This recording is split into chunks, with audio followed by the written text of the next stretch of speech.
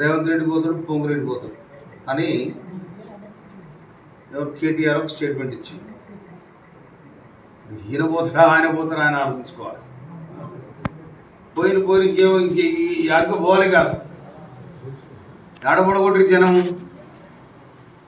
November 30 తారీఖు నుంచి 30 తారీఖు నాడు ఓటింగ్ కూర్చితే 3 తారీఖు నాడు వెళ్ళిపోయి రాళ్ళు. మళ్ళీ మీరు పోతారంటే ఈ లొటపేట పేదలకు నాకు కాశపడ్డట్టు మీకు ఈ ఆడగధికారం వస్తుంది. రేవంత్ రెడ్డి గారిని కదిలిచ్చే దమ్ముందా? మీరు పోయి మోడీ చుట్టూ గిరగిర తిరిగి లేకపోతే అమిత్ చుట్టూ ప్రదక్షిణలు చేసి ఎట్లా చేసి కాంగ్రెస్ పార్టీ డిస్టర్బ్ చేయండి, మేము మళ్ళీ అధికారానికి వస్తాం అనేది ఒక దురుద్దేశమైన ఆలోచన మీకుంటే అది మీ కర్మ. మేము ఎవరు కూడా బాగు చేయలేడు. మీరు